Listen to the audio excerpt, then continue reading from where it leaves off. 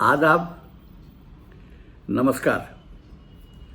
आपका मेरी अपनी महफिल में एक बार फिर इस्तकबाल है, स्वागत है। आज से मैं एक नया सिलसिला शुरू कर रहा हूँ। सन 1948 में जनाब साहिल लुधियानवी की एक किताब शाये हुई थी जिसका उन्वान है नए अदब के मेमार देवेंद्र सत्यार्थी। ये किताब 1948 यानी 1948 में बम्बई से शाये हुई थी। जी हाँ, उस वक्त ये जगह बम्बई कहलाती थी। आज से मैं आपको किस्तवार ये किताब पढ़कर सुनाऊंगा। साहिर साहब के नज़्मों से, गज़लों से, फिल्मी नगमों से हम सब वाकिफ़ हैं। उन्होंने कई रिसालों यानी पत्रिकाओं में बतौर मुदीर भी काम किया, संपादक की हैसियत से, और अदारिये लिखे जिसको संपादकीय या एडिटोरियल कहते हैं। लेकिन उनका नसर मैंने बहुत कम पढ़ा है।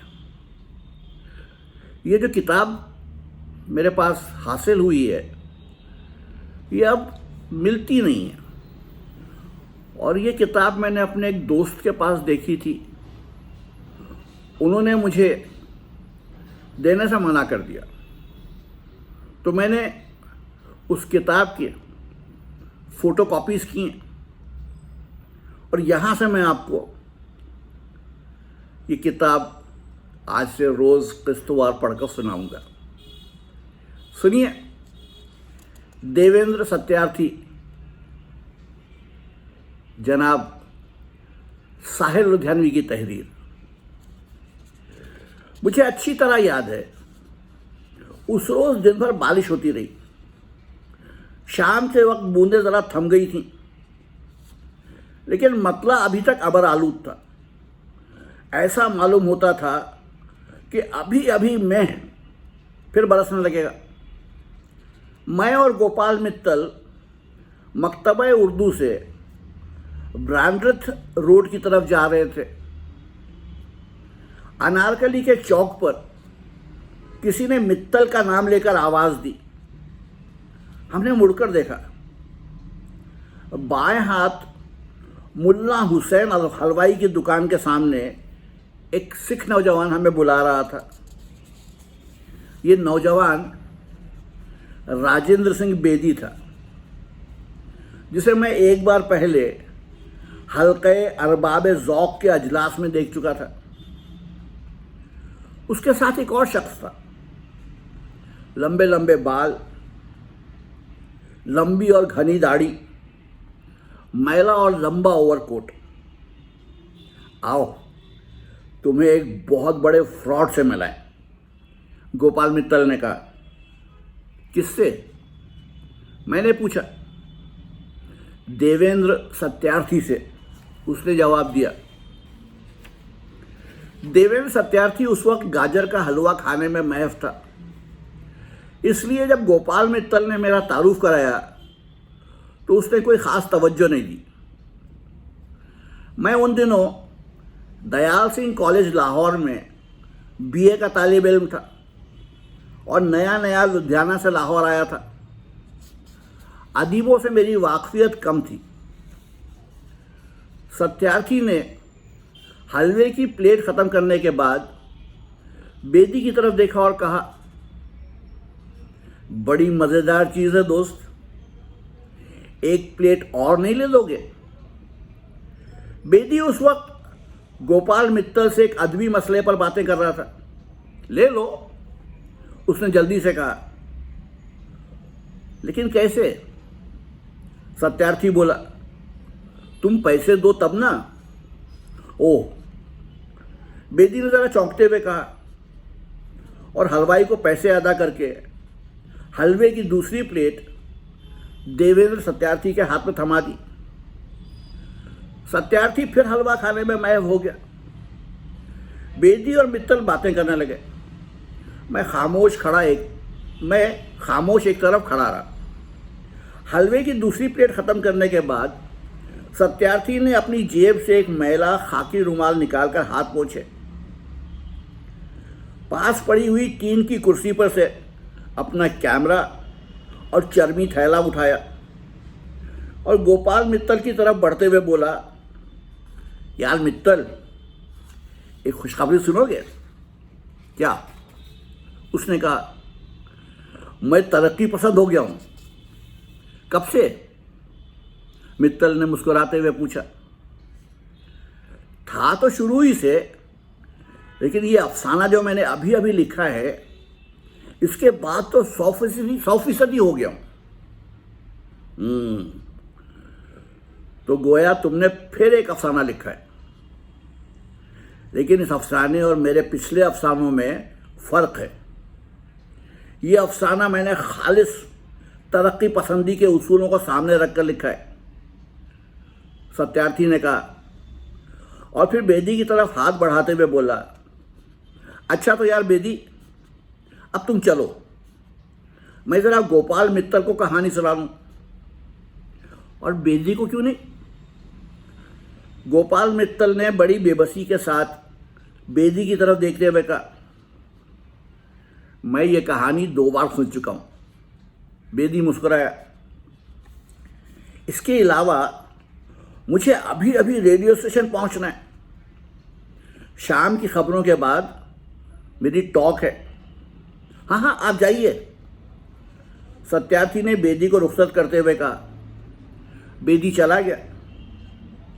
मैं और गोपाल मित्तल एक दूसरे की तरफ देखने लगे। सत्यार्थी ने अपने चर्मी थैले में से कागजात का एक पुलिंदा निकाला और सफ़े उलटते हुए बोला, तो फिर कहाँ बैठे? अब तुम खुद ही बताओ। मेरा ख्याल है सामने के लॉन में ठीक रहेगा, लेकिन लॉन में तो बारिश की वजह से पानी जमा हो गया। ओह, मुझे ख्याल ही नहीं रहा। तो फिर तुम यूं करो, थोड़ी दूर मेरे साथ चलो। यहां से 1 फरलांग के फासले पर शीतला मंदिर है, वहां इत्मीनान से बैठ सकेंगे। शीतला मंदिर का फर्श यात्रियों की आमदो रफ्त से कीचड़ में लथपथ हो रहा था और उस कीचड़ में बड़े बड़े मकोड़े कुलबुला रहे थे। मित्तल ने देवेंद्र सत्यार्थी की तरफ घूर कर देखा और पूछा, तुम अफसाना जरूर सुनाओगे? हाँ दोस्त, तुम नहीं सुनोगे? तुम नहीं सुनोगे तो मुझे बड़ा दुख होगा। सत्यार्थी ने बड़ी लजाजत से कहा, मैं तुम्हारी राय लेना चाहता हूं। अच्छा, तो 1 मिनट इंतजार करो, मित्तल ने कहा और मंदिर से बाहर निकल गया। थोड़ी देर के बाद एक तांगा मंदिर के दरवाजे के बाहर आकर रुका और गोपाल मित्तल ने उस तांगे में से गर्दन निकालकर हमें पुकारा। हम दोनों जाकर तांगे में बैठ गए। तांगा चलने लगा। रास्ते भर गोपाल मित्तल ने कोई बात नहीं की। सत्यार्थी भी खामोश बैठा रहा। तांगा इंडिया कॉफी हाउस के सामने जाकर रुक गया। चलो, गोपाल मित्तल ने सत्यार्थी से कहा। कहाँ? कॉफी हाउस में। सत्यार्थी का चेहरा जैसे एकदम खिल उठा। हाँ, चलो उतरो। यार मित्तल, तुम वाकई कम्युनिस्ट हो। अब तो मुझे भी यकीन आ गया कि सोवियत रूस में अदीबों और आर्टिस्टों का खास ख्याल रखा जाता होगा। सत्यार्थी फिर मुस्कुराया और कॉफी हाउस की सीढ़ियां चढ़ते हुए मसवदे के सफ़े उलटने लगा। ये मेरी उससे पहली मुलाकात थी। उसके बाद वो मुझे कई बार मिला, कभी किसी जनरल मर्चेंट की दुकान के सामने, कभी किसी डाक खाने के गेट पर, कभी किसी किताबों की दुकान में, कभी मैकलोड और निस्बत रोड के चाय खानों में, और कभी यूं ही सरेराह। हर बार वो मेरे करीब आकर मुझसे पूछता कि ये आपका मिजाज कैसा है, इस वक्त किधर से आ रहे थे, कहाँ जाइएगा, कोई नई नज़म लिखी। और जब मैं चलने लगता तो वो मुझे रोक कर कहता, माफ़ कीजिए, मुझे आपका नाम याद नहीं रहा। मैं उसे फिर से अपना नाम बता देता। हाँ हाँ, वो कहता, और फिर झूमता हुआ एक तरफ को चला जाता। इसी तरह कोई 2 महीने गुजर गए। आहिस्ता आहिस्ता मुझे यकीन होने लगा कि ये शख्स कभी मुझसे कोई नया सवाल नहीं पूछेगा और कभी इसको मेरा नाम याद नहीं रहेगा। एक शाम मैं अपने दोस्त के साथ निस्बत रोड से गुजर रहा था कि सामने से सत्यार्थी आता दिखाई दिया। हेलो हेलो, आपका मिजाज कैसा है, उसने पूछा। आपकी इनायत है, मैंने जवाब दिया। इस वक्त लॉ कॉलेज हॉस्टल से आ रहा हूं। ये मेरे दोस्त राम प्रकाश अश्क हैं। हम दोनों सिनेमा देखने जा रहे हैं। मैंने कोई नज्म नहीं लिखी। मेरा नाम साहिल लुधियानवी है। कहिए, आप सिनेमा देखने चलेंगे? नहीं, सत्यार्थी ने जवाब दिया। उसके लहजे की मुलायमत और बेनियाजी बदस्तूर कायम थी। मैंने देखा उसका चेहरा एकदम अफसरदा हो गया था।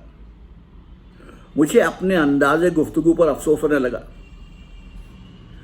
उस इंतकामी जज्बे के बावजूद जो अपने आप को मुसलसल नज़रअंदाज किए जाने के एहसास से मेरे दिल में पैदा हो गया था। मैं सत्यार्थी की इज्जत करता था क्योंकि वो मैं हूँ खाना बदोश का मुसन्निफ था और उसने गांव गांव घूमकर हिंदुस्तान की मुख्तलिफ ज़बानों के 2.5 लाख से ज़ायद गीत जमा किए थे, जिनसे मैंने हिंदुस्तान की तहजीब, आर्ट और कल्चर के बारे में बहुत कुछ सीखा था। मैंने फैसला किया कि मुझे उससे माफ़ी मांग लेनी चाहिए, लेकिन वो उस वक्त जा चुका था। फिर बहुत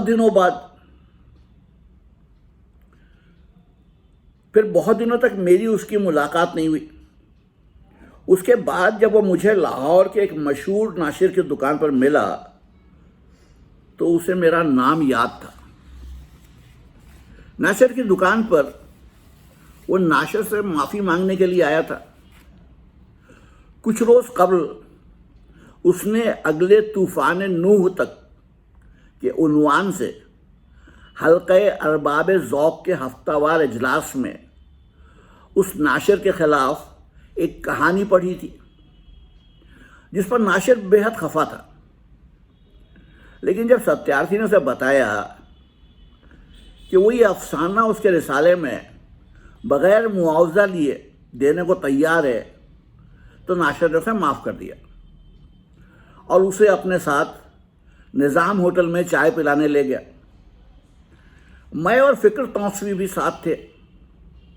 रास्ते में देवेंद्र सत्यार्थी नाशिर के कंधे पर हाथ रखकर चलने लगा और बोला, चौधरी, तुम्हारा रिसाला उस जिन के पेट की तरह है जो एक बस्ती में घुस आया था और उस वक्त तक बस्ती से बाहर जाने पर रजामंद नहीं हुआ था जब तक वहाँ के लोगों ने उसे ये यकीन नहीं दिलाया था कि वो हर रोज़ गुफा में एक आदमी बतौर नजराना भेजते रहेंगे। तुम भी वैसे ही एक जिन हो और तुम्हारा रिसाला तुम्हारा पेट है। हम बेचारे अदीब और शायर हर महीने उसके लिए ग़िज़ा मुहैया करते हैं लेकिन इसकी भूख मिटने में नहीं आती। और ये फिक्र